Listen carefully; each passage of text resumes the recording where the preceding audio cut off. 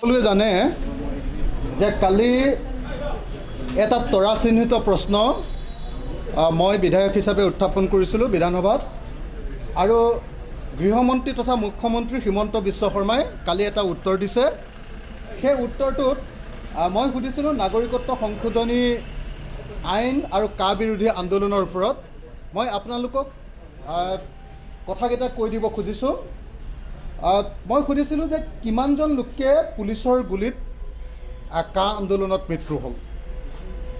হিমন্ত বিশ্ব শৰ্মাই দিয়া উত্তৰ অনুসৰি কা আন্দোলনত কেৱল 3জন ব্যক্তিহে মৃত্যু হোৱা বুলি কোৱা হৈছে। অৰ্থাৎ অসম চৰকাৰে আমাৰ 2জন শ্বহীদৰ মৃত্যুবৰণক এতিয়ালৈকে মানি ল'ব খোজা নাই বা লুকুৱাব খুজিছে। এইটো হ'ল অসম চৰকাৰখনৰ এটা ভীৰুতাৰ লক্ষণ। দ্বিতীয়তে, কাৰ গুলীত মৃত্যু হৈছে তাৰ তদন্তৰ প্ৰতিবেদন মই বিচাৰিছিলোঁ। মাত্ৰ এটা ঘটনাৰ তদন্ত হৈ থকা বুলি কোৱা হৈছে আৰু এতিয়ালৈকে কাৰ গুলীত মৃত্যু হৈছে সেই কথা ঠাৱৰ কৰিব পৰা নাই বুলি জনোৱা হৈছে। মই সুধিছিলোঁ যে যিসকল শ্বহীদী বৰণ কৰিলে 5জন শ্বহীদ, সেই 5জন শ্বহীদ কোনোবা সংগঠনৰ মানুহ আছিলে নেকি? তেওঁলোকেতো সদায় কৈ থাকে যে অসমৰ সংগঠনবিলাকে নৈৰাজ্যৰ সৃষ্টি কৰিছিলে, সন্ত্ৰাস বিয়পাইছিলে। গতিকে আমি সুধিছিলোঁ যে যি 5জন শ্বহীদ হ'ল সেই 5জন শ্বহীদ কোন হয়? তেওঁলোক কোনোবা সংগঠনৰ ব্যক্তি নেকি? তেতিয়া চৰকাৰে কৈছিলে যে তেওঁলোক কোন সংগঠনত জড়িত সেই বিষয়ে জনা নাযায়। তেওঁলোক কা বিৰোধী আন্দোলনত জড়িত বেআইনী জনতা আছিল আৰু কুটাঘাতমূলক কাৰ্যত অংশগ্ৰহণ কৰিছিল। আমি সকলোৱে জানো ছেম ষ্টেফৰ্ডকে ধৰি আটাইকেইজন শ্বহীদে তেওঁলোকক নিৰীহ ব্যক্তি আছিলে। তেওঁলোক কোনো কুটাঘাতৰ লগত জড়িত নাছিলে। তেওঁলোকে সাধাৰণভাৱে ছেম ষ্টেফৰ্ডটো মাত্ৰ বাহিৰলৈ ওলাই আহিছিলে। তেওঁলোকে সাধাৰণভাৱে আন্দোলনত যোগদান কৰিছিলে। কোনেও ক'তো কুটাঘাত কৰা নাছিলে। কিন্তু শীতল মস্তিষ্কৰে বিজেপি চৰকাৰে অসমৰ এই মানুহবিলাকক গুলীয়াই হত্যা কৰিছিলে। তাৰ পাছত মই সুধিছিলোঁ যে সৰ্বমুঠ কিমান গোচৰ ৰুজু হৈছিলে। তেখেতে কৈছে যে 406টা গোচৰ কা সন্দৰ্ভত ৰুজু হৈছিলে। মই সুধিছিলোঁ যে 9 ডিচেম্বৰৰ পৰা 20 ডিচেম্বৰলৈ অৰ্থাৎ কা আন্দোলনৰ ভৰপক সময়খিনিত কিমানটা গুলীচালনা হৈছিল। তেখেতে কৈছে যে 25টা গুলীচালনা হৈছিল। মুখ্যমন্ত্ৰীয়ে কৈছে যে 19টা লাঠিচালনা হৈছিল আৰু 15টা কন্দুৱা গেছ নিক্ষেপৰ ঘটনা ঘটিছিল। আৰক্ষীৰ লাঠিচালনা বা গুলীচালনাত মুঠ 20জন ব্যক্তি আঘাতপ্ৰাপ্ত আৰু মুঠ 1026জন ব্যক্তি গ্ৰেপ্তাৰ হৈছিল। আঘাতপ্ৰাপ্তৰ সংখ্যা বহুত বেছি আছিল, কিন্তু চৰকাৰে সেইটো লুকুৱাইছে। মুঠ 6জন ব্যক্তিৰ তাৰ পাছত কৈছে মুঠ 11জন ব্যক্তিৰ ওপৰত UAPA আৰু 6জন ব্যক্তিৰ ওপৰত NIA তদন্ত ঘোষণা কৰা হৈছিল। মুঠ 88জন আৰক্ষী আঘাতপ্ৰাপ্ত হৈছিল। মই সুধিছিলোঁ যে শংকৰদেৱ কলাক্ষেত্ৰত কুটাঘাত কৰা মানুহবিলাকক চিনাক্ত কৰা হ'লনে? তেখেতে কৈছে যে 10জন পদকীয়াৰ বিৰুদ্ধে গোচৰ ৰুজু হৈ আছে। মই সুধিছিলোঁ যে আমাৰ শ্বহীদসকলক, যিহেতু আপোনালোকে সকলোৱে জানে যে প্ৰথম বিজেপি চৰকাৰ প্ৰথম শাসনলৈ আহি যেতিয়া আমাৰ ৰহাত যেতিয়া গুলীয়াই হত্যা কৰিছিলে এইমছৰ আন্দোলনত, তো তেতিয়া লগে লগে তাত ক্ষতিপূৰণ ঘোষণা কৰা হৈছিল। গতিকে এইবাৰ আমাৰ শ্বহীদসকলক ক্ষতিপূৰণ দিয়া হ'বনে নহয়? ক্ষতিপূৰণ দিয়াৰ কোনো ব্যৱস্থা হোৱা নাই বুলি মুখ্যমন্ত্ৰীয়ে ইয়াত কৈছে। এনেধৰণে মৃত্যু বা আঘাতপ্ৰাপ্ত হ'লে চৰকাৰে ক্ষতিপূৰণ দিয়াৰ ব্যৱস্থা নাই বুলিও তেখেতে কৈছে।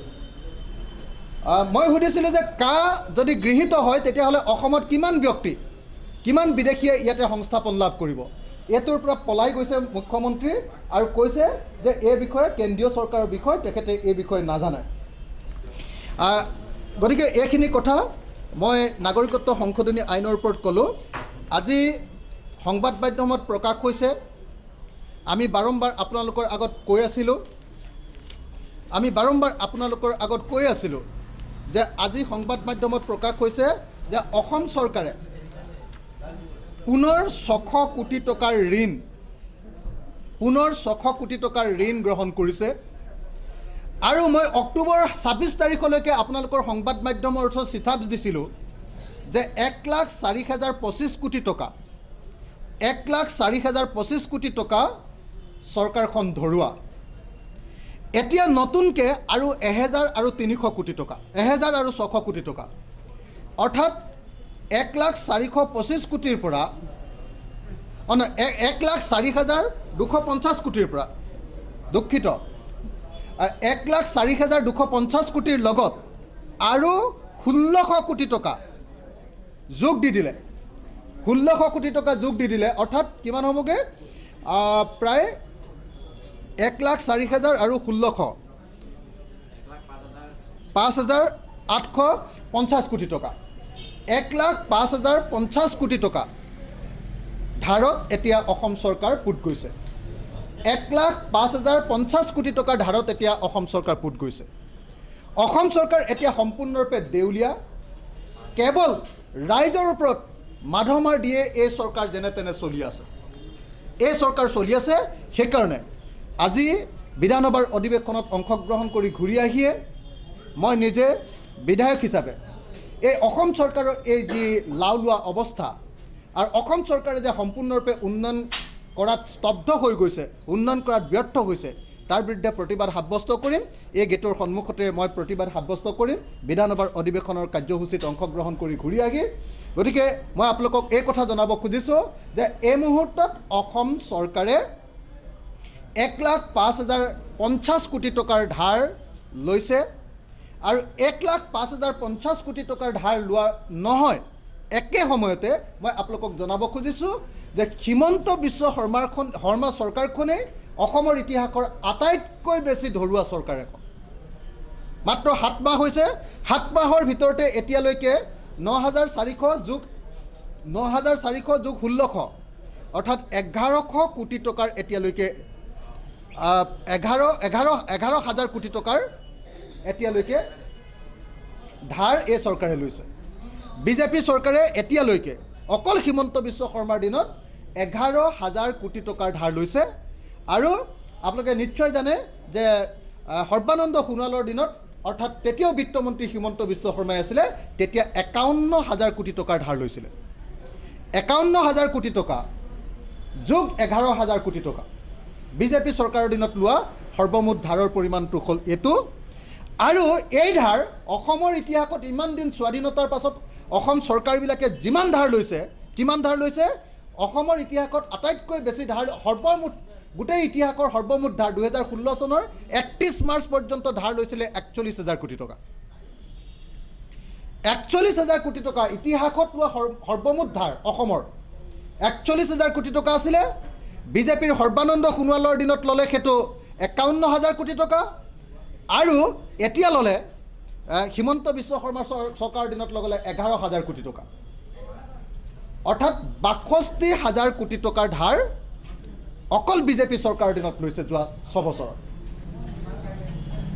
62,000 কোটি টকাৰ ধাৰ অথচ অসমৰ ইতিহাসত সৰ্বমুঠ ধাৰ লোৱা হৈছিলে 41,000 কোটি টকা গতিকে এইখন চৰকাৰ হ'ল সম্পূৰ্ণৰূপে ঋণৰ ওপৰত চলা দৰকাৰ এই সম্পৰ্কে মই বিধানসভাৰ অধিৱেশনৰ পাছতে প্ৰতিবাদ সাব্যস্ত কৰিম ৰাইজৰ দলৰ সভাপতি হিচাপে ৰাইজৰ দলৰ বিধায়ক হিচাপে মই আশা কৰোঁ আপোনালোকে সেই বাতৰি অসমৰ ৰাইজক পৰিৱেশন কৰিব ধন্যবাদ